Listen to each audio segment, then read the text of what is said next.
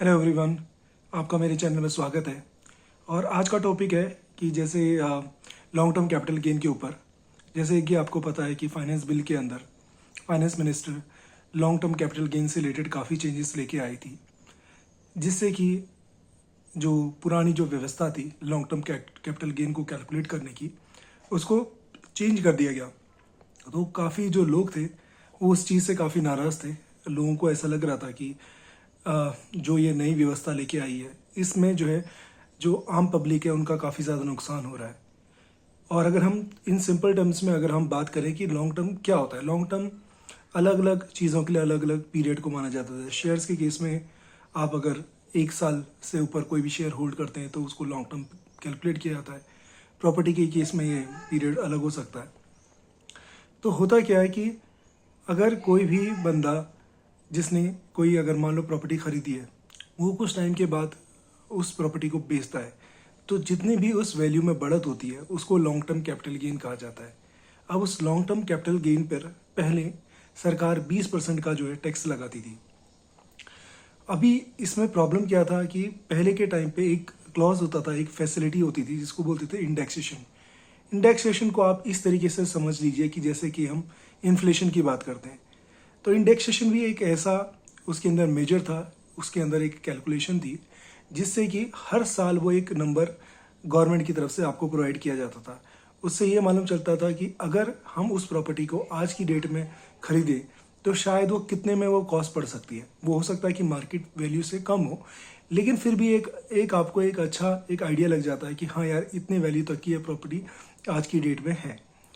तो इंडेक्सेशन से क्या होता था कि मान लो किसी ने आज से 10 साल पहले कोई प्रॉपर्टी खरीदी, घर खरीदा है, हो सकता है उसकी कीमत उस समय जो है 10 लाख रुपए थी।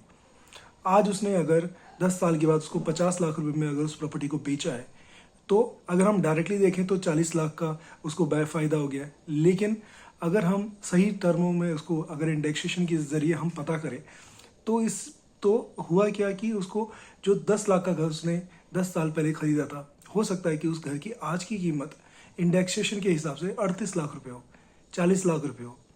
तो अगर वो आज वो घर खरीदने जाए तो शायद उसको 40 लाख रुपए तक उसको चुकाना पड़े। तो जो 40 लाख की चीज़ उसने एक्चुअली 50 लाख में बेची, तो एक्चुअल में उसको फ़ायदा सिर्फ 10 लाख का हुआ है। तो इसी चीज़ का इंडेक्सेशन में इनकम टैक्स में बेनिफिट था, और वो फिर उस 10 लाख के ऊपर टैक्स लगता था 20% का। लेकिन इस बिल के अंदर वो 20% का टैक्स घटाकर 12.5% तो कर दिया, लेकिन 12.5% के हिसाब से भी ऐसा होता था कि अगर आप सीधा 40 लाख के फायदे के ऊपर अगर आप कैलकुलेट करोगे तो वो उससे ज़्यादा ही पड़ता था। तो ये मैंने एक रफली एग्जांपल दिया हुआ है, आप इसको बिल्कुल एग्जैक्टली मत लीजिए कि नहीं यार इतना कैलकुलेशन में तो इतना आ रहा है, मैं उस पर नहीं जा रहा। तो ओवरऑल ये है कि इंडेक्सेशन से आम आदमी को ज़्यादा बेनिफिट था, लेकिन जैसे इंडेक्सेशन हटाने के बाद और रेट कम करने के बाद भी सभी को ही नुकसान हो रहा था। इसके ऊपर फाइनेंस मिनिस्टर सीतारमन ने काफ़ी ज़्यादा एम्फेसिस किया, और उन्होंने प्रेस मीट में भी कहा कि यार नहीं नहीं, हम तो ये आम पब्लिक के लिए लेकर आए हैं, और हम जो जो टैक्स का जो कैलकुलेशन है उसको सिंप्लीफाई करना चाहते हैं, क्योंकि इंडेक्सेशन के अंदर जो है फिर हमको काफ़ी ज़्यादा दिक्कत आती है, कैलकुलेशन करनी पड़ती है, और भी चीज़ें उन्होंने एक्सप्लेन की। लेकिन जो लोगों का एक कॉमन थॉट था, जो लोगों के सभी के महज में एक दिमाग में एक बात आ रही थी कि नहीं यार ये चीज़ गलत है, इनको हर तरीके से जो है लोगों को लूटना है, हर तरीके से इनको बस लोगों से पैसे वसूलने हैं, पैसे निकालने हैं। फ़ायदे तो कुछ हो नहीं रहे, नौकरियां निकल नहीं रही हैं, कहीं से भी कोई ग्रोथ हो नहीं रही है। जो भी चीज़ें हैं वो जॉब, एम्प्लॉयमेंट, तरक्की, वो सारी कागज़ों में ज़्यादा है। जो फिर लोगों के पास जो पैसा बचा हुआ है वो उसको चाहे पीएफ के ज़रिए हो गए, चाहे अगर उनका लॉन्ग टर्म कैपिटल गेन के ज़रिए हुए गए, या किसी और तरीके से बस उनको निकालना है।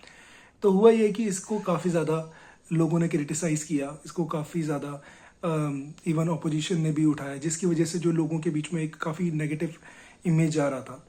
तो अभी उसके ऊपर अभी एक रिसेंट अपडेट ये आया है कि उन्होंने जो 23 जुलाई से जो पहले जितना भी जो ट्रांजेक्शन हुआ है लॉन्ग टर्म कैपिटल गेन से रिलेटेड, उसके अंदर ये एक ऑप्शन दिया है कि आइदर वो लोग जो है पुराने तरीके से जो पहले का जो मेथड था उसी के तरीके से long term capital gain calculate कर सकते हैं, या फिर वो नए जो फाइनेंस बिल के अंदर जो नई चीज़ें लेके आए हैं उस तरीके से वो जो है कैपिटल गेन कैलकुलेट कर सकते हैं और उसके ऊपर टैक्स दे सकते हैं। तो ये एक थोड़ा सा चेंज वो लेके आए हैं, लेकिन 23 जुलाई के बाद अभी ये क्लियर नहीं है कि उसके बाद अगर कोई प्रॉपर्टी सील करता है तो उसके ऊपर क्या होगा। अभी जब फाइनेंस बिल आएगा या उनका क्लैरिफिकेशंस आएंगे या उनके कोई फाइनेंस से रिलेटेड जो अमेंडमेंट्स आएंगे या जिसके अंदर वो आपको बताएंगे कि अगर उसके बाद अगर प्रॉपर्टी बेची जाती है तो उस केस में वो क्या चीज़ सोचते हैं।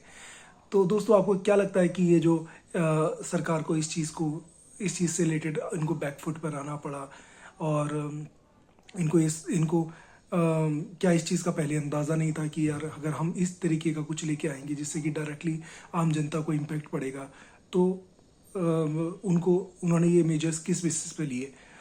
तो ये थी आज की अपडेट। आई थिंक आपको ये वीडियो पसंद आया होगा और आपको थोड़ा इन्फॉर्मेटिव भी लगा होगा। अगर आपकी कोई क्वेश्चन है इससे रिलेटेड तो आप मुझे कमेंट बॉक्स में बोल सकते हैं। तो आज के वीडियो के लिए इतना ही। Thank you so much for watching. Take care, bye.